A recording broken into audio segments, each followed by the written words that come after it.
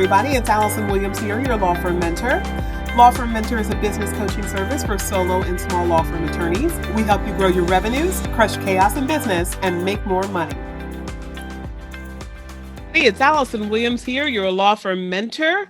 And today's episode of the podcast is going to be another one of our features from the vault, if you will. We're going to pull out an episode that I shared with our Facebook group community, the Law Firm Mentor Movement, all about one of my favorite topics, doubling your revenue in 1 year. And in particular, the number one way to double your revenue in 1 year. So we are approaching the end of 2020. We are approaching the beginning of 2021. And I know a lot of law firm owners are at a place of either immense growth because they have seized upon opportunities that were presented as a result of the changes in our world due to the global pandemic, or they are in a state of retraction, meaning they have had some retraction in the marketplace, economic decline, recession, whatever you want to call it. And so a lot of us are trying to figure out right now, how do we seize upon opportunities for growth? And if we are in a state where we have had some retraction, how do we turn that around?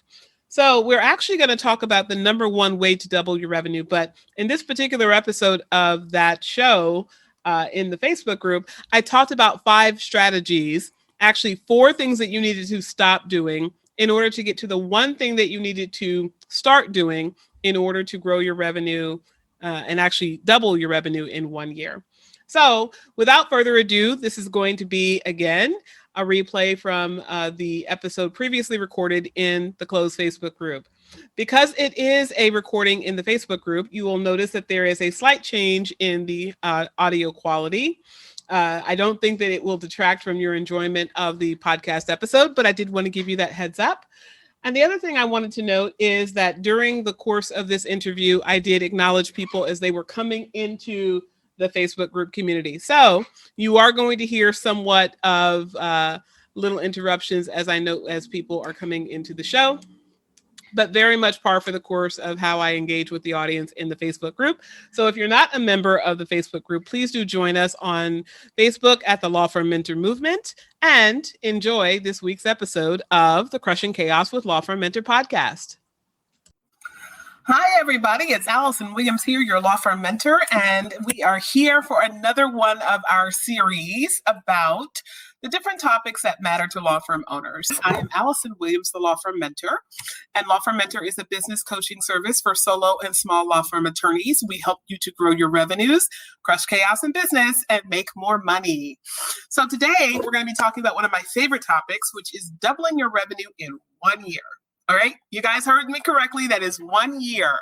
So I know that there are some of you that are probably hearing that and thinking, how is that possible unless I made like $1.50 in my first year in business, right? I could probably stretch it to $3. Like, how do I get to double my revenue? And I think we all know that when we talk about growing a business, we're talking about being able to sell more of our service to more people. So that is about marketing and sales together. But there is a secret to being able to market successfully and in a way that gets you a consistent flow of increasing business.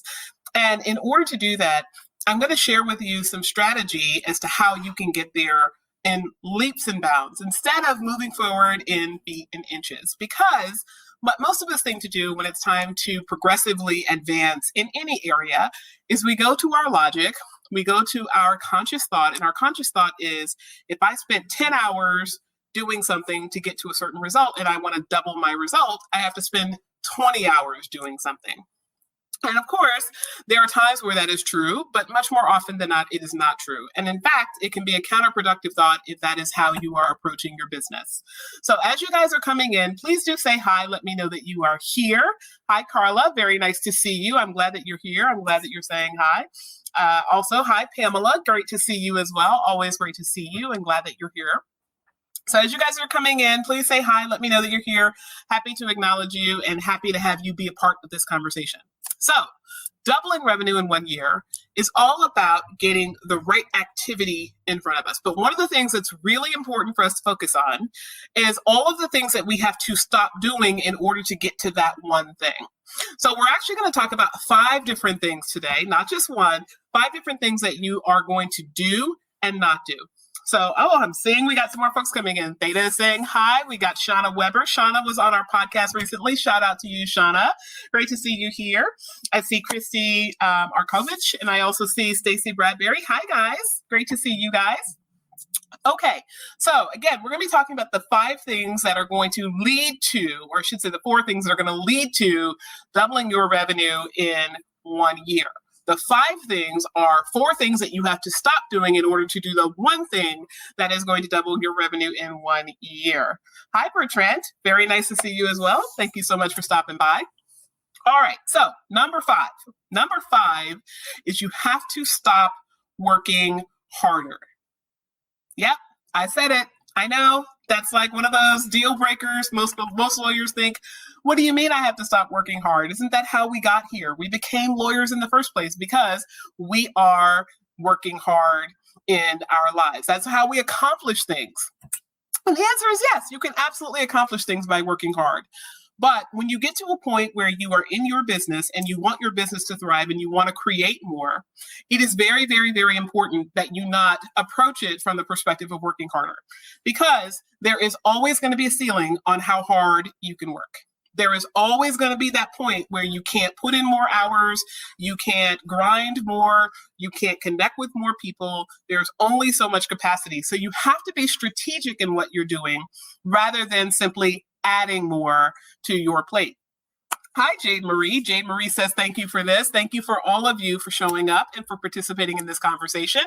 So for those of you that have that working harder mentality, I want you to think back over the times that over your law firm, over the life of your business, that you have worked harder into some success, right? We have all seen that happen, right? You study a little bit harder and you start learning more case law. You focus a little bit harder on a case and you come up with that right answer at just the right time in order to get the settlement that you want for your clients. Working hard does have its merits, but let me tell you about things that working hard also does. Working hard leads to physical exhaustion, right? How many of us have fallen asleep at our desk? Right? Raise your hand. Actually, since you guys, we don't have that raise hand feature, we're not in Zoom, right? I forget sometimes that I'm not in Zoom because we've been Zooming so much in 2020. Put a 1 in the comment section if you have fallen asleep at your desk because you've been so tired. Either at your desk or at the kitchen counter or, sitting around at a conference. I want you to seriously answer that question for me. I'm getting an hola, señorita. Okay, Stacy is in the Spanish today. Okay, number 1, if you have ever fallen asleep somewhere other than your bed, okay? This is for purposes of your work. So that could be you've fallen asleep at your desk. You've fallen asleep at a conference, right? I have had the difficulty of actually falling asleep with client. Client was talking. She was droning on and on about some stuff. And I was like, okay, not that interested, but you can't just shut them up. So you have to listen. And I was listening and like, okay. We all had that moment. Oh my God, Carla fell asleep at a stoplight. I had to spotlight that one, to spotlight that comment, because that's pretty scary, right? And speaking of stoplights, I've told the story many times. Those of you that follow me for any length of time, that my aha moment in business was when I fell asleep driving 90 miles an hour and woke up this close to a guardrail. So working harder does have its limits. Even for those of us that can put in 50, 60, 70, 80, 90 hours a week, there will be a cap to that. And the problem is we don't often know where that cap is. So when you create a strategy that says, I'm going to work harder in order to get myself to that next place, you are always going to have a question mark as to how far you can go, because your body and your mind require rest and rejuvenation to work at their best. And if you deprive either your mind or your body, or likely both, of that rest, you are going to see not only diminishing returns, but you're going to hit a cap at some point. And let me tell you, the cap is not necessarily what we think it is, right? The cap is not, I am driving and fall asleep driving and damn near die in a car accident, right? That was my cap, because I'm kind of a fatalist. But the cap can be something as interesting as you are thinking about your business and you're making poor choices because your mind is not rested. Or it is time for you to evaluate someone or something that's coming into your business, maybe evaluating a client, right? It could be that you're evaluating whether to hire a certain paralegal, or maybe it could be something even as simple as negotiating a contract for office supplies, right? When your mind is not rested, you start to see things in the way of your patterns, right? Because you're not being intentional, you're on autopilot. And at some point, when you're on autopilot and you default to the way that you're used to thinking about things, if you are somebody who thinks about things through the lens of negativity, which, by the way, most humans do. This is not a dig to people who think negatively. Most lawyers do, because frankly, that's what makes us effective as lawyers, right? We look for stuff going wrong and then we fix it, or we protect our clients from it. But when we're having those thoughts about what's going wrong, what do? We go into the thoughts of, okay, how do I normally handle this sort of situation? And we don't get ourselves out of the thinking that led us to where we are right now. So in order to get out of where you are right now, thinking about it from the perspective of what is wrong is much more likely to get you more of what's wrong than what's right. So that law of diminishing returns is not just I fall asleep when I'm driving or in morning bumper to bumper DC traffic, Carla, scary as that is also. It is that you hit a wall in your reasoning ability, because your reasoning ability goes back to the default, and the default got you where you were in the first place. All right. So again, strategy number one, for those of you that are just coming in, because I'm seeing more people joining, I can see how many people are on the live right now. There's 40 of you watching with us right now. So as you are coming in, please do say hi. Let me know that you are here. Happy to acknowledge you. And we're going to just reorient you, those of you that are just coming in, that we're going to get to the number one thing that you have to do to double your revenue, but we're going to start with the 5 things that you have to do, or the 4 things rather leading to that one thing that you have to stop doing in order to get to the number one thing that's going to double your revenue in 1 year. All right. So the first one was stop working harder. All right. For those of you that are still with me, I want you to type into the comment section, stop working harder. Happy Thursday, Lisa. Very nice to see you. And hi there, Miss Allie. Always nice to see you as well. Thank you so much for stopping by. All right, guys, right into the comment section, stop working harder, okay? We need to make this into a lifestyle. We have to get out of the mindset of working harder, and it is so ingrained in lawyers that we absolutely have to train ourselves for that. So I want this feed to be full of stop working harder. Stop working harder, okay? When I start to see that we get that into our list of things to do, we will move on to strategy number 2, the next thing that you have to stop doing to get to the number one thing that you absolutely must do in order to double your revenue in 1 year. All right, I'm starting to see it. Stop working harder, stop working harder, stop working harder. All right, as you're coming in, I see lovely Tracy Dennis. Tracy, so nice to see you. Thank you so much for stopping in. Great, Stacy. All right, stop working harder. That's number 1, or rather, number 5, okay? Next up, Jay put it in all caps. All right, that got me really exciting. Hi, Monica. Nice to see you as well. Stop working harder. Okay, we're going to be repeating that, by the way, throughout the refrain today, because I want you guys to really get that into your minds. All right, number 4, on our way to that number 1 thing that you have to do, you have to stop buying leads without knowing how to sell. Yep. I said it. And I see Seth Price is in here right now. He's trying to hijack my feed. He's trying to tell you guys what the answer is. By the way, that's not the answer, but it is an important part of this equation. So I absolutely love Blue Shark Digital. Seth is the owner of Blue Shark Digital. So shout out to you, Seth. And I will tell you this, stop buying leads isn't stop buying leads. It's stop buying leads without knowing how to sell. Okay, so if I am a law firm owner, no need to apologize, Seth. I'm just joshing you, okay? If I am a law firm owner and I want to scale my business and I am too busy to go out pounding the pavement at networking event after networking event, or I don't feel comfortable getting on stage and I don't know how I can grow, the first thing I think nowadays is, there's all these online marketing companies, and there are companies kind of out the wazoo that are going to approach me and say to me, since you own a business, let me sell you my service of SEO, pay-per-click marketing, online digital marketing, right? And if you get a really good company like Blue Shark Digital, again, shout out to you, Seth, then you're probably going to get a really good offer. And that company is going to say, here's how we can strategize with you to grow your presence online and drive traffic to your website and hence to your business, and your business will thrive. And even if that statement is true, even if they can drive more traffic to your law firm, if you don't know what to do with that traffic when it gets here, you're not going to convert it. So you're probably going to have what I consider to be the frustration for all marketers, which is they get on the phone with you once a month and they say, hey, let's talk about how you're doing. We sent you 30 new people. And what's the law firm owner going to say? Those leads were all for shit, right? Not a single one of them converted. They were all bad leads, right? The bad lead fiction is something that we always default to when we don't know how to get people who are not aware of us over that threshold. So what ends up happening? You've got a real sexy website. You put out there all those bells and whistles about how you're going to keep people out of jail or keep kids out of foster care or keep people out of unhealthy marriages or get them out of unhealthy marriages, or how you're going to litigate against corporations on behalf of people, or how you're going to help them out of their accidents, right? You start putting that out there and people start seeing the message. They get really excited about it. They call your office and they get law firm, right? Someone answers the phone, says law firm. We all have had those answers, right? We all have called a business and got that law firm answer. And what do we think about that? Not too appealing.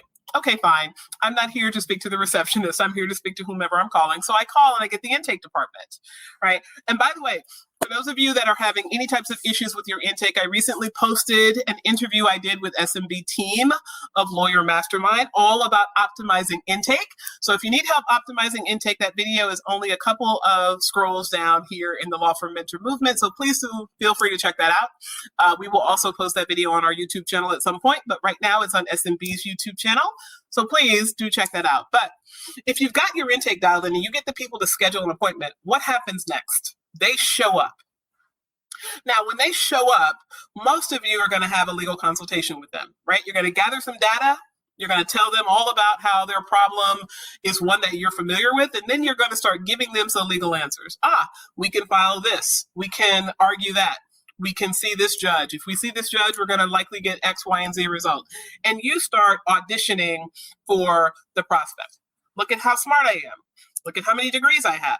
Look at how many people I know. Look at how much law I know, right? I know all the law. I can tell you all the law. And here's the thing. This is the scary part, but it's real.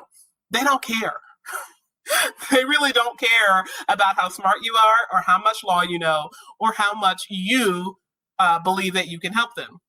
What they want to know is they want to know, can you help them? And do you have a solution to the problem that they presented? And oftentimes, they're going to come to that realization with or without you, whether you are telling them information about the law or not. It happens to be, however, that if you give people too much information about the law, and you don't know how to engage them in a conversation that matters to them, i.e., what is the nature of your problem?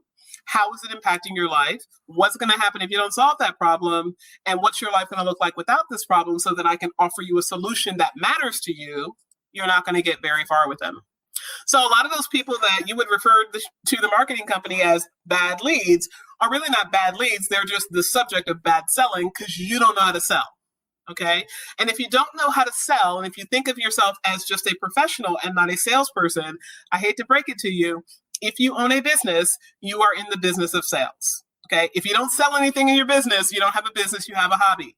You have to sell people on the idea of working with you. And that does not mean convincing them or tricking them or persuading them. That means getting in touch with what their problem is and offering them a solution and doing it in a way that it's all about the client. Okay. If it's not all about the client, then the client is going to perceive it's all about you, in which case they have to like you. They have to feel that you're going to solve their problem. And you may be able to convince them of that, right? You may be a very likable person. But if you're not a very likable person, you're not going to sell them on anything, right? Because it's completely out of your control, then it's all about them. All right, so I'm seeing Bertrand say, except perhaps if your main target is business entities, general counsels, and the like. So Bertrand, that's a very good point. There is a distinction between selling B2C, meaning selling direct to consumer, versus selling B2B. If you are selling to a business, the structure of that business could be B2C-like, meaning I'm selling to a small business and I'm talking to the owner of that business and the owner alone is making that decision, versus selling to a corporation that has a general counsel and or that has a board that's going to decide. Multiple people are going to decide. There's a decision-making process. There is a distinction for how you sell to those people, but ultimately you are still selling to them. Now, the sales cycle tends to be longer. There tends to be more involved in that process, but there still is a process. So getting those people to the table still is not going to be effective for you unless you know how to engage them in a sales conversation. Now, if sales is a dirty word for a lot of people, right? If sales is that word that you say, I feel skeezy, I feel dirty because I am selling, I want to assure you that if you learn how to do it the right way, you're going to feel better having a sales conversation than a legal consultation. Because if you're having a legal consultation, at the end of the day, you are auditioning. And when you audition and somebody says no, you feel like they have rejected you. Versus when you have a sales conversation and the person has told you what their problem is and you have connected them with the solution, if they still say no, they weren't ready. And that's not that they weren't ready because you weren't good enough. That was all about them. Okay. So if it's all about them, it feels much better than if it's all about you. And Bertrand says, I'm terrible at selling and pitching. There's a lot of us that are, by the way, Bertrand. I don't want you to feel that you're alone in that. In fact, let's ask the question right now. I want everybody who's in the comment section right now, those of you, there's now 42 of you that are watching with us. If you feel that you are not good at selling, put a 2 in the comment section, okay? Not good at selling, okay? Selling in whatever conception you believe it to be, not just what I've told you it is. Right? You're not good at that. You can put that there if that's your conception of it. But if your conception of selling is something that you're not good at, I want you to put a 2 in the comment section. Okay? All the 2s for the people that feel that they are not good at selling. And I'm seeing silence, so it might be some of you have to get a little warmed up to the idea of being confessional about that. But if you feel that you're not good at selling, put it out there. All right, starting to see some 2s coming in. Bertrand, thank you for volunteering that because you already did. Pamela, thank you for volunteering that. I will say, Pamela, knowing you as I do, I know that you are getting better at that skill, right? You are working on that skill. That is a skill that you are acquiring. So there's nothing wrong with actually owning the fact that you're bad at something as long as you don't stay in the energy of I'm bad at it and there's the period. You can say I'm bad at it, semicolon, however, I'm going to get better. But you can't just say I'm bad at it if you want to be successful in business. All right. Jade Marie, Stacy, Darian, Gwen, lots of you, right? Lots of us. Okay. And I'm sure I'm too, no matter what I might think. Christy, I don't know that that's true. Okay. That sounds like a little self-defeatism. We don't want to say self-defeatism. Okay. We don't want to own those statements. Okay. We want to release those statements, i.e. I'm bad, but I'm bad. However, I'm bad at the moment and I'm working on getting better. Okay. Because owning it is the first step on getting it better. All right, Allie is saying 7-year sales experience here. Love the transition to legal services. Yes. When you learn how to sell, you are learning how to help people. You're learning how to make it about them, not about you, okay?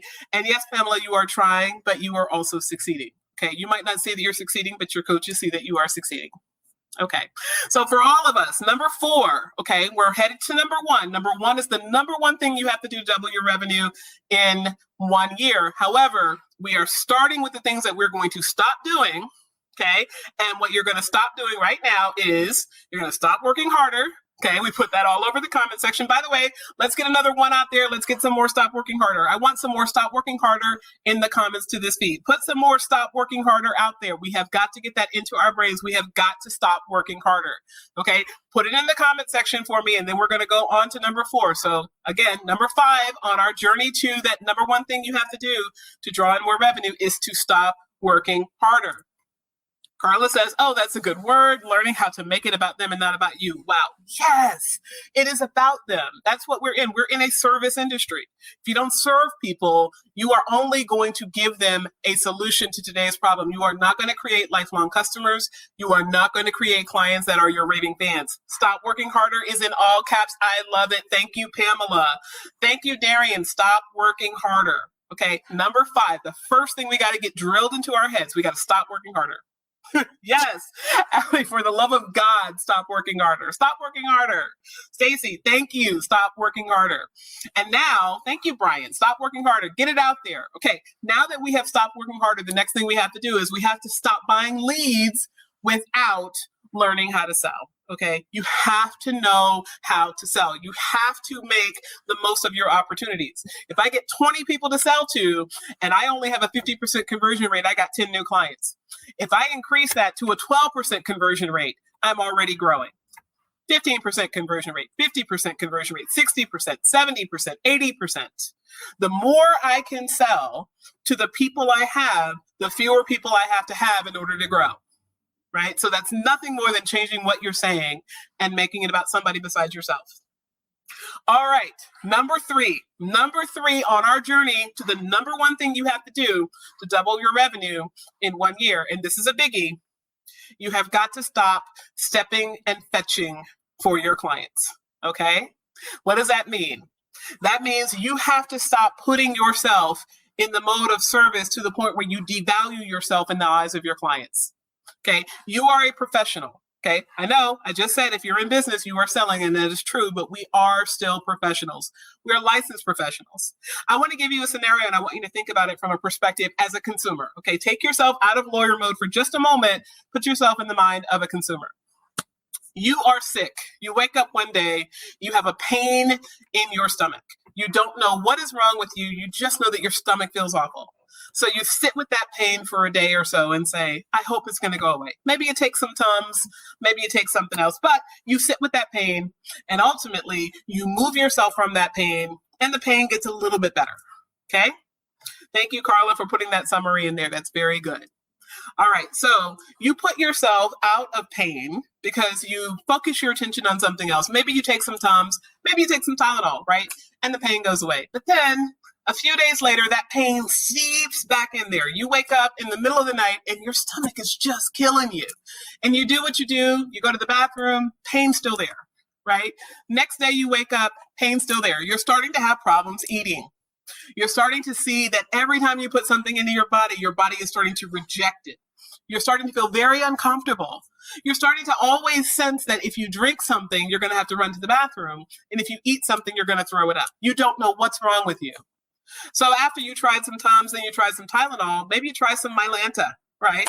Let's pull out the good old grandma drug of Mylanta, right? You pull out your next medication and you put it in and you say, is this going to make me feel any better? I hope so.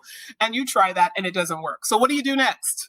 The next thing you do is maybe you start asking some friends, hey, I got this pain. I don't know what's wrong. My stomach has been bothering me for a few days. What do you suggest? People throw out ideas. People throw out Mylanta. People throw out Tums. People throw out Tylenol. You try them all. You say, I tried all those things. Those things aren't working for me. So then they start giving you concoctions for your drugs. Okay, it's not just that you try Mylanta. You've got to try it late at night, right before you go to bed. You've got to have some warm tea with your Mylanta, and you've got to let it sit for a couple of hours before you go to the bathroom. So you tried that version of Mylanta treatment, and that version doesn't solve the problem. So then you say, well, that didn't work, but I did try Tylenol. Let me go back to Tylenol and see if that works. So you go back to Tylenol and you say, I only took 2 pills, but technically I could take 2 pills and I could have another 2 within a 12-hour time period as long as I take it with food in my stomach. So I'm going to eat a little something and then I'm going to try to take my Tylenol as prescribed. So you take the Tylenol as prescribed and the stomach pain goes away, dull ache, and then as soon as the medication wears off, the pain comes back. So now it's been 2.5, maybe 3 weeks, and you're starting to get really worried. You're like, this doesn't feel right. This feels off. I think I'm going to go ahead and bite the bullet and go to the doctor. So you make the appointment. You get all nervous about the fact that the doctor could be telling you something. He could tell you it's an aneurysm in your stomach. He could tell you it's cancer, right? It could be something very serious because you haven't been able to treat that pain on your own. But the pain is still there. You take yourself with that pain into the doctor's office, greet the nurse, fill out the paperwork, sit down in your hopefully well-quarantined space. And then at some point in time, when that pain is right there gripping you, the nurse comes out and says, Dr. So-and-so will see you now. Okay? Dr. So-and-so is not going to see you now. Dr. So-and-so is actually going to do nothing other than have his nurse tell you to take your clothes off, sit on the little tray. And of course, all of your anxiety is building up as you are waiting to see the doctor. But the doctor does finally come in. Okay. Dr. So-and-so is actually Dr. Susie Smith. Dr. Susie Smith walks in and says, hi, I hear that you've been having some stomach pain. And you say, yeah, doctor, it's really bad. And you describe the pain. Right? And you're no holds bars. You talk about that pain like it's nobody's business. You say, it started about 3 weeks ago. I woke up in the middle of the night with a little bit of ache in my stomach and I figured it would go away. It didn't go away. So then I tried Tylenol. Tylenol did not make it go away. Then I tried Tums. Tums did not make it go. Then I tried Mylanta. Mylanta did not make it go away. I added some tea to my Mylanta. And what happened? It still didn't go away. And now I am in excruciating pain. And the doctor says to you, right, this is what you've been waiting for. You finally are at someone who can help you. The doctor says to you, I want you to think about your options. We could give you a medication that may or may not work, or you could have surgery because you have an aneurysm in your stomach. Which would you like to do? And I'm sure if you were given that type of suggestion by your doctor, you'd say, this person don't know what the fuck he's talking about, right? Susie is just smoking something. Like, I got to go find somebody who can tell me exactly what I need to do. You're telling me I might want to take medication or I might want to have surgery? Like, who would ever opt for surgery, right? Unless surgery is like medically necessary. And clearly it's not medically necessary if you're telling me I have an option of having surgery or having medication. So I want you to think about that. And I want you to think about how you interact with your clients. Okay. Client has come to you with a problem. Client has fucked up their life. Let's just be honest. That's what most of our clients are. That's the state that they're in when most of us find them, right? They are in distress. Somebody has done them wrong. They have done somebody else wrong. There's a reasonable dispute as to who done what to whom, but ultimately there's a problem and you are there to solve the problem. And then your client says, lawyer, you've got to help me. I have this major problem. What is it that you can do? And you say, well, here are your options. You can do this option over here that will cost you a couple $100, or you can do this option over here that's going to cost you $10,000 or $15,000. Which one would you like to do? And if you do that to your clients are going to be thinking about you the same thing you thought about Dr. Susie. This person doesn't know what the hell they're talking about. I've got to question now everything that they say to me. I have to ask myself, does this person have any authority whatsoever? Because they're giving me the option between something that is of relatively low value, a few $100, or something that is of relatively high value, a few $1,000 or tens of thousands of dollars. Why would I ever choose the more expensive thing if the cheaper thing is an option? But why would they ever give me the option of the cheaper thing and throw out the more expensive thing if I really needed the more expensive thing? And I want you to think about that from the prospect's perspective. Okay, this is a person who doesn't even have a relationship with you yet. They're coming to your law firm and they're saying, lawyer, I got a problem, right? You've got to help me. I want you to give me some solutions here. This is what I'd like to do. I went to Google. Google tells me that I can get this done for $3,000 or less. And you know damn well that it's going to cost a lot more than $3,000 to fix whatever has been broken that led that person into your office. But what do? You give them the option. You say, here are your choices. You say, you can do this thing or you can do that thing. As if you have no idea. Now, you might say, well, I really would recommend you do the more expensive thing, but I'm fearful that if I tell the person you need the more expensive thing, they're going to run away. They're going to not buy, right? They're not going to sign up to become my client. So I want to give them the options and then they'll choose the lesser of the two. Now, when you are in a relationship with a client, at some point that relationship builds upon itself. So as you've been giving that person consistent advice and they've been seeing that advice work out, you might have more confidence at giving that person an option and say, yeah, there's this thing over here you could do, but I really recommend you do something over here, right? Something that costs more, something that takes more time, but something that's going to get you a better result. And when you say that to a client and they have more confidence in you, they're more likely to go with that. But when you say that to a client and they have a high level of confidence in you, you are not stepping and fetching, okay? Stepping and fetching means that you are acclimating yourself to your client, right? The client says jump and you say how high. Client calls you at 8 o'clock at night on your cell phone, even though you told them it's only for emergencies. They say, hey, I'm distressed. That's an emergency. I'm calling you at 8 o'clock. Client wants to see you on Sunday at 6 a.m. because they're traveling Sunday afternoon and want to have time to process your meeting, get back to their family, go about their day. And you think that's absurd, right? You say, I don't have time for that. I have a life, I have a family, I need sleep, whatever it is. But you give in to the client. Why? Because you're afraid of losing the client. And when you operate from a state of fear with your clients and you give them the option of following your advice or doing some cheaper and less than knockoff version of what they think is going to solve their problem, they recognize that you're not in integrity with your advice. They recognize that you recommended something over here. And then when they said no to that, you said, all right, well, what about this cheaper thing over here? You could have surgery. You could have a Band-Aid. You choose, right? When you do that, you lose authority with your clients. Now, how does this relate to the number one thing you have to do to double your revenue? You have to stop stepping and fetching for your clients, because when you do that, your clients respect you as the leader. When you are the leader, your clients will naturally refer more people. Okay?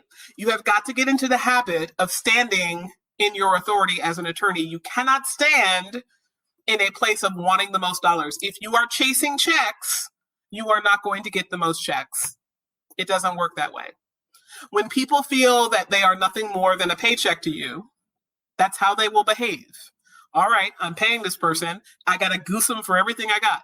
They got to be returning my phone calls within 15 minutes. They got to be returning my emails within the hour. They have to be available at my beck and call all the time. And when you give out that energy and you attract and ultimately receive from your clients that type of energy in return, those are the people they send to your door. You get more of those people. And by the way, those people, the demanding people, are the people that are most likely to challenge your bill. Those are the people that are most likely to have you being owed tens of thousands of dollars and having accounts receivable, because those are the people that say, this person works at my discretion, right? I own you. Okay, that's the energy that you're giving off. And the more you do that, the harder it will be to do the number one thing that you have to do to double your revenue in 1 year. All right, so we started this conversation off with the 4 things that are going to lead to the one thing that you have to do, the 4 things you have to stop doing that's going to lead to the one thing that you absolutely must do if you want to double your revenue in 1 year. And number 5 on that hit parade is stop working harder. Number 4, by the way, feel free to put that into the chat section any moment now. I'm going to start seeing the timeline fill up again with stop working harder, stop working harder, stop working harder, because we have to get that drilled into our heads. As lawyers, we have got to believe in, I have got to stop working harder. The more we stop working harder, the more we can get to number 1, that number 1 way of doubling our revenue in 1 year. That's right, Darian. Yes. Let me see. Stop working harder. When I see stop working harder, when I see that you guys have got that, we are going to move on to the next item, but only once I start to see stop working harder. Stop working harder has to fill up this timeline. Yes, it does. It has to be on every comment section. When I see it filling up the comment section, I will know that you guys got it, and I will move on. Number 3. That's right. Number 3, I'm glad that it was compelling for you, Carla. I am glad that number 3, which is stop stepping and fetching for your clients, was powerful for you, but we have got to stop working harder. Let's get that into the comment section. Thank you for putting that into the comment section in all caps. Stephanie Hunnell, nice to see you. So glad that you were able to stop by. That's right, Carla, stop working harder.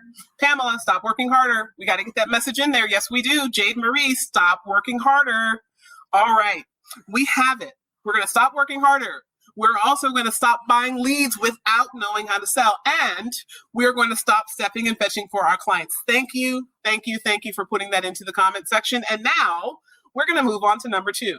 Okay. Again, we are working our way down to the number 1 thing that you have to do in order to double your revenue in 1 year. Number 2, you have got to stop billing more to make more money.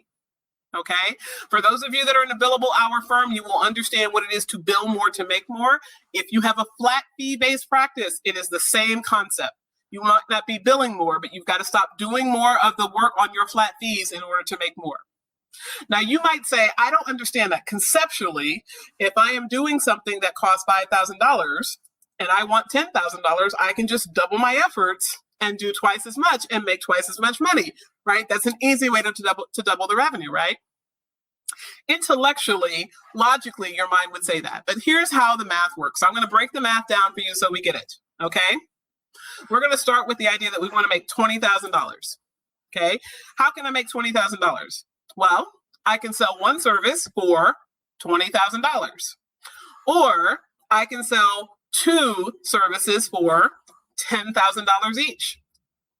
Or I can sell 5 services for $4,000 each. Or I can sell 20 services for $1,000 each, right? Lots of different ways I can do the math to get to $20,000. Whether it's one thing for $20,000 or 20 things for $1,000, lots of different ways for me to get to that $20,000 figure. That's not too hard for us to figure out, right? Some of us that don't like math, we can still follow that math pretty easy. Doesn't make a whole lot of confusion in the mind for us to go there. But think about this. If you are selling 20 of the $1,000 service, you are not making the same amount of money as if you sell one of the $20,000 service, right? It's $20,000 in each of those hands, right? My 20,000 once or my 1,000 20 times, they're not the same. Okay, they're not the same because when you have 20 of something to deliver versus one of something to deliver, I want you to think about those as discrete cases. Okay, if I have 20 cases to deliver, I have 20 clients, I have 20 people calling my office, I have 20 adversaries, I have 20 judges, I have 20 court reporters, I have 20 depositions to take, I have 20 experts to hire, I have 20 trips to the courthouse, versus selling one of my $20,000 case. I have one client, one adversary, one judge, one court reporter, one expert, one trip to the courthouse. Okay, all of that extra service requirement for selling more to get yourself to that higher figure means that you are taking more time, more energy, more effort, more money, more fatigue going into the delivery of that service. So it is always, always, always easier to service one at a higher price than it is to service 20 at a lower price. Now, before we get into lawyer brain, because I know how you guys think, because I'm one of you, okay? Before you get into lawyer brain, we know that there's a wide chasm between that statement. When I say it's always, there's of course the mind that says, well, here's the exception. What about if you're serving a real asshole who happens to be a multimillionaire, and you could have one case and he could give you as much work as you want, but he's always calling and demanding and he's difficult to work with, right? You could say that, but it still takes one person to service that one person or however many people, right? It could be a multimillionaire's case, right? I've handled some multi-million-dollar divorces where the people and the issues and the volume of work that there is to go through, the discovery alone takes several dozens of people just because of the volume, right? But the leader of that file is spending one activity, one interaction, one relationship with that one person, okay? When you have 20 people, those 20 people, even if they are spending less money, don't need less relationship with you. Okay, they might expect less relationship with you because if you have learned how to market and learn how to communicate effectively to your clients, if you follow any of my trainings, you know, we tell you this all the time, don't give people an expectation that you're going to be available around the clock as if that's some type of beatific attitude and then get pissed off at them when they call you all the time around the clock, right? Don't offer me something and then get pissed off at me when I use it. Okay, and most of us that have client control problems, we are causing them. Okay, but when you have all these people that you have to service, there's a lot of energy that goes into that. Now, before the equal access to justice people come at me and come from my neck, I want to tell you, I am not a proponent of charging the highest price you could ever possibly charge for any service whatsoever and never doing lower cost work. Okay, if you have a calling on your heart to do lower cost work because you want to serve the legal profession, there is still a way to do that and to do that profitably. You can serve communities that could not afford more and will never get themselves to a psychological place of being able to afford more. You can absolutely serve that populace and do it more profitably than you're doing it now. But stacking bodies in order to make more money is not the way to do it. Okay. The other thing I want you to think about here is about being busy. Okay. How many of you during the course of owning a law firm have felt that you have been too busy? Okay. I want you to just stick a number 4 in the comment section if you have ever experienced the feeling in your law firm of being too busy. Okay. Stick a 4 in the comment section if you've been too busy. Doesn't matter why you were too busy. You could be too busy with admin. You could be too busy with court. You could be too busy with new consults. Whatever you're too busy with. Have you ever had the experience of being too busy in your law firm? Okay, 4 in the comment section if you have been too busy in your law firm. I'm going to wait for you guys to catch up. I know there's a slight delay in my projection here. I'm starting to see, Stephanie put 444. Okay. That means Stephanie is like rocking and rolling. She's like growing like gangbusters. All right. Hi, Kristen. Great to see you. This is the first time I think I've seen your name up there. So lots of love out to you. Yes. Busy. 44444, right? We have all had that experience. When we have that experience of being too busy, the first thing, the inclination that we have is to work harder, but we're not going to do that, right? Right? Number 5, we started with number 5. We're going to stop working harder. Okay. Stop working harder. That's not the way that we solve being too busy. We don't work harder when we are busy. We work smarter. So how do you work smarter when you are too busy? Okay. I love seeing 4s with a super high number of exclamation points. Okay. Love those exclamation points. So thank you for that. When you are too busy and you have the inclination of, oh my God, I have too much to do, I have to work harder, I want you to stop yourself and think about the math that we just went through, okay? Adding people, adding activity, adding cases adds busy, okay? So when you are in a state of busy, there are lots of ways to solve that, right? You can solve that by taking less work, okay? Nobody in business does that, by the way. We don't say, I think I'm going to turn off the spigot. There are some people, I shouldn't say we don't do it, because there are some people that do it. Most of us that are here, we want to grow our businesses. Most of you are here in the Law Firm Mentor Movement because you have a desire to grow your business. But if you are in the habit of saying, I'm too busy right now, I'm just going to turn off that spigot, I'm going to say no to new clients, that typically means you have a referral-based clientele, meaning you get your clients from people referring to you. Right. And a lot of us have that fear of, if I turn off the spigot, if I tell people stop referring people, they're going to stop referring people forever. I'll never get another client again. So most people don't default to saying, all right, no new clients. But you might default to saying, okay, I might not take no new clients, but maybe I will span things out a bit. I'll take in a client and say, hey, I can't reach this for 6 weeks, but we'll start working on it very slowly, right? Or you will take in work and you will span it out. So you'll say, instead of promising something in 30 days, I'll promise it in 45 days or maybe 60 days so I can get to that place where I have more time. You can also think about it from the perspective of raising your prices, right?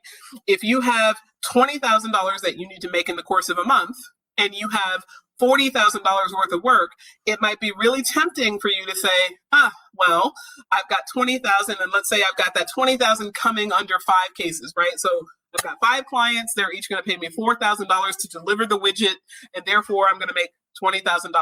And if that is the goal, then great. As soon as you get 6 clients, you think, 6 clients and they're $4,000 a piece, then that could be 24,000 instead of 20. I'm growing. And that feels good until you get 13 clients, right? So you had 5 clients times 4. Now all of a sudden you've got 13 clients times 4. Wow, that's a lot more money, right? That's $52,000 relative to $20,000. That feels good until all of a sudden you're not sleeping, you're not eating, and you are working harder, violating our first premise, number 5, stop working harder. So how, even if you are in a state of going and growing, how do you do that without working harder? Well, if you raise your prices, several things happen, right? You get more people in at the same price point or the higher price point, and you start making more money. Or you have people that fall away, people that say, hey, I hired you at $300 an hour. I'm not paying $325 an hour. I'm not paying $350 an hour. And your answer to that should be, great, that just lightened my load, right? I can keep my goal at $20,000 because I can make that on fewer people at a higher price point, the people who are willing to stay at the higher price point, the people that come in at the higher price point, and I can make more money without having to do more work. So I reduce that total number, that 20 at $1,000 each, instead of 1 at $20,000. I'm somewhere in between those two, and I'm working my way toward that 20,000, and I'm starting to see that I'm making more money, even though I'm doing it less time. Sounds really good until you consider that even as you raise your prices, at some point you are going to hit a ceiling, right? You could say tomorrow, I want to make $20,000, so I'm going to charge $20,000 an hour for my services. And the great likelihood is that there's someone out there willing to pay that, but you're probably going to have to work a lot harder to find that person and offer a lot more value than you're currently offering. So you're probably not going to jump yourself from $300 an hour to $20,000 an hour to get to that $20,000 goal. So you're always going to be playing with the math. But if you just produce more, you're going to be producing not just more revenue, but you're going to be producing more activity. And the more activity leads to working harder, and you have to stop working harder. So how, if you are stopping the working harder, you're stopping buying leads when you don't know how to sell, you are stopping stepping and fetching for your clients, meaning being available to them 24 hours a day, 7 days a week at their command, and you are stopping billing and producing more work, how are you ever going to double your revenue in 1 year? Because all of the things that you know instinctually to do in order to double your revenue, I've just told you have to stop doing. Okay. Scarcity is underrated in this area. True. Very true, Bertrand. Yes, it is very true. All right. So now we are at number 1. Okay. This is what you guys came here for. I know you're excited to hear it. Drum roll, please. The number 1 activity that you must do in order to double your revenue in 1 year. It's going to sound completely out of the ballpark, but I assure you it is the number 1 thing that you can do, that you have to do in order to double your revenue in 1 year. And it is the consistency of your marketing. I'm going to let that sit there for a moment because I know that wasn't what you were expecting. It wasn't going out and getting the best damn SEO company in the world. It wasn't hiring the best marketing agency. It wasn't having the snazziest website or the best business cards or putting up the best landing pages. It wasn't ClickFunnels. It wasn't billboards. It wasn't any of the stuff, the stuff of marketing. It is solely about being consistent in your marketing. So what do I mean, and how is that going to correlate to you doubling your revenue in 1 year? Well, one of the things that we talk about a lot in Law Firm Mentor is about marketing. Okay. Marketing is what drives people to the door. It's what lets people know that you are here. It's what gets you to the finish line, right? You don't get to make a sale unless somebody is attracted to you and comes in and is willing to engage with you. Okay. And as you are working on getting people to engage with you, you have to be educating them consistently of why their problem needs a solution. Not why you're the one to solve it, but why their problem needs a solution. Okay. So that means there are a lot of times that people will circle the drain. They will follow around, right? They'll come to the well and then they'll fall back. They'll think about solving their problem and then they won't do anything. They'll say, it's time for me to buy that house. Oh, no, I can't do that now. That's COVID. Oh, wait, it's time for me to get out of that rocky relationship. Oh, wait, let me get the kids out of college. It's time for me to grow that business. Oh, no, can't do that now. I want to have more money in the bank first. It's time for me to hire that marketing company. Nope, can't do that now. I don't have time to work on my content. Okay. Everyone has done that. Okay. All of us have at some point in time realized that we had a problem and said that solution can wait. Okay. The problem is that because we are in a marketplace of people who are gutted and glutted with information all the time, our attention spans are for shit, right? So we come to the well, we have our problem, and we see the solution in front of us as clear as day, and we get really excited about solving the problem. And then what happens? Squirrel, right? Ooh, shiny object. You know, our mind, our attention goes everywhere except to the problem. And we don't think about the solution to the problem because we are so focused on what is before us right now. So I want you to think about that when you are thinking about the people to whom you are selling your legal services. If you are selling a service that requires a solution in the moment, even something that is urgent, someone is in jail, right? If somebody is in jail and their significant other, their spouse, their mom, their friend, whomever comes to see you and says, hey, you got to get my son, brother, girlfriend, next door neighbor, lover out of jail, that seems pretty urgent, right? So you might be thinking, well, I don't have to work to sell myself to that person. If that person comes in, they know they got to get out of jail, right? They know that they got to get their loved one out of jail. And it's true that they know that, but they don't know that they have to solve the problem in the way that you are offering. And oftentimes, when a person is afraid to solve the problem in the way that you are offering, it is because you have not communicated the value through the conversation you've had, which goes back to point number 4, which is stop buying leads without learning how to sell. But when you are putting marketing messages out there, Your marketing messages are supposed to be designed to put people in touch with the nature of their problem, right? Because you've seen the problem over and over and over again. You know what a construction lien case looks like. You know what a products liability case looks like. You know when a business is about to go into very uncharted territory, what the risk is associated with that the business owner might not know, but you as a business lawyer know, right? You know what it is for somebody to get out of a dysfunctional relationship and get right into another one that you got to go save them from, and you know how to help them. They don't know what they don't know. Your job is to help them to see what they don't know and to do that consistently. Now you might be saying, that sounds really good. Consistency. Okay, punch. I got it. That's on my hit parade, right? You gave me 4 things. This is number 5, consistency. How does that get me to double the revenue? Especially if I'm a busy lawyer. And here's the answer.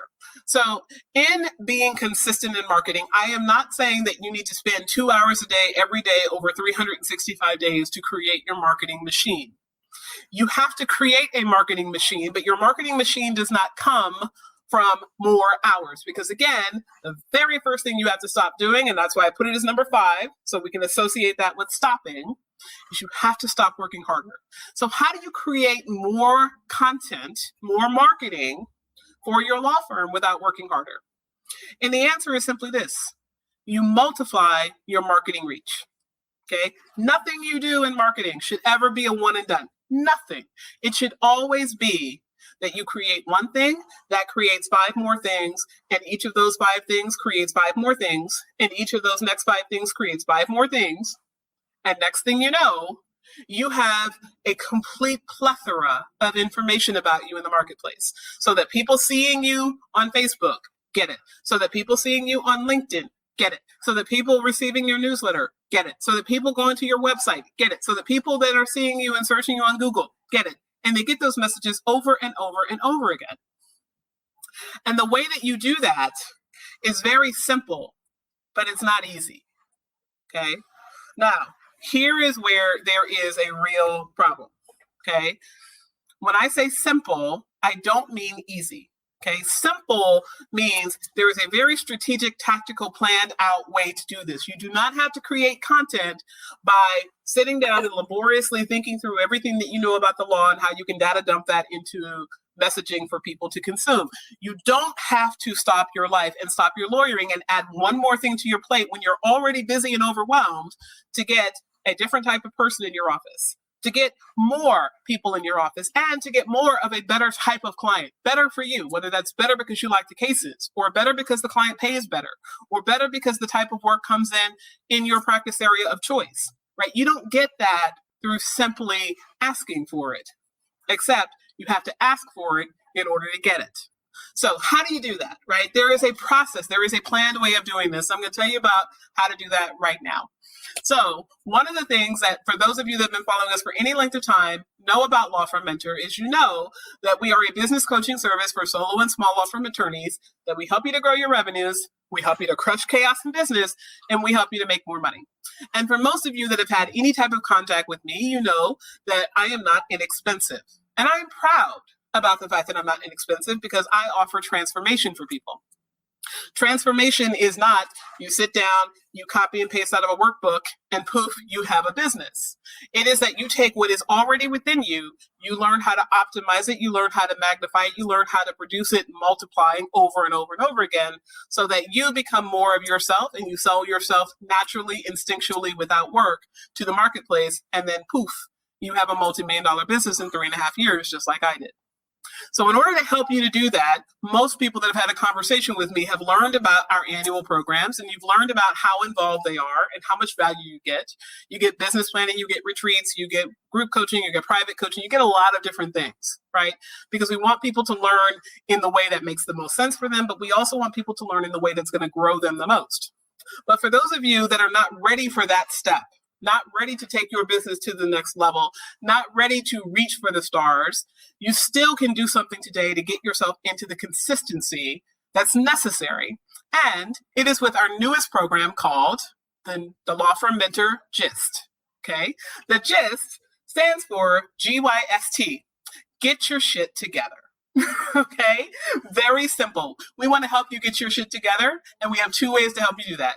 We can help you get your shit together with marketing, or you can get your shit together with us with systems. In either of those areas, we are going to give you an opportunity to have weekly contact with a coach so that you are working on everything that you need to do in order to move your business forward. And because I firmly believe that the way that you move yourself forward is by creating a plan, knowing where you're going, and committing to that plan every single day and every single week, and also putting yourself in the mindset of that plan. We're going to offer that to you for a 6-month commitment, and that commitment is less than half of what it costs to work with us for all of your business needs over the course of a year.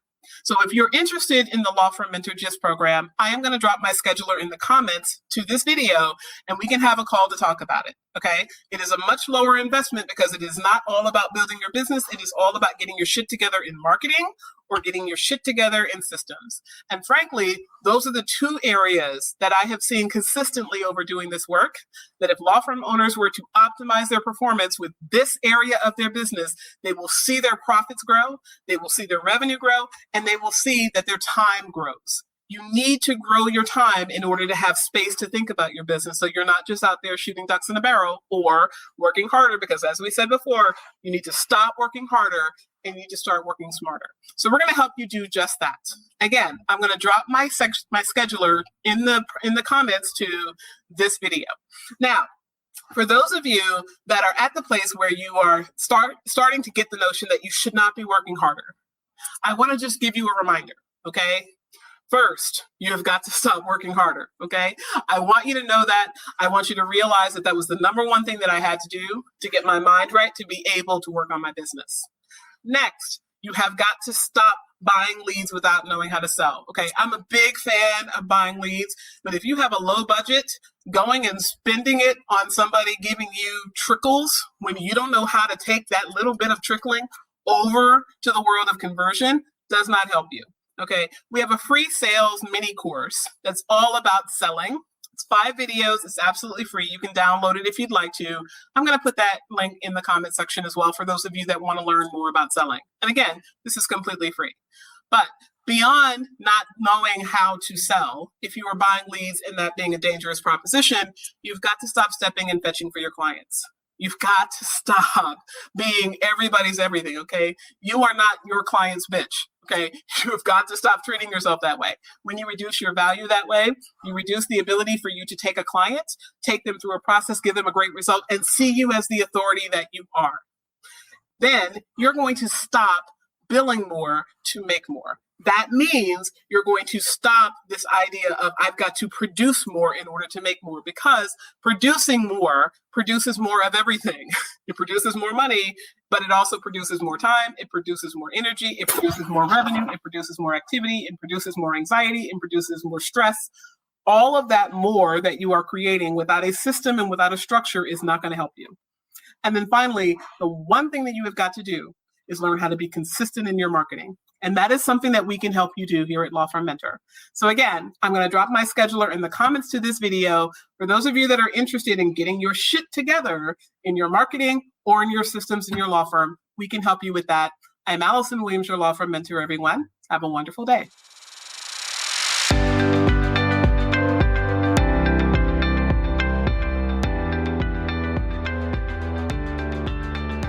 Thank you for tuning in to the Crushing Chaos with Law Firm Mentor podcast. To learn more about today's guest and take advantage of the resources mentioned, check out our show notes. And if you own a solo or small law firm and are looking for guidance, advice, or simply support on your journey to create a law firm that runs without you, join us in the Law Firm Mentor Movement free Facebook group.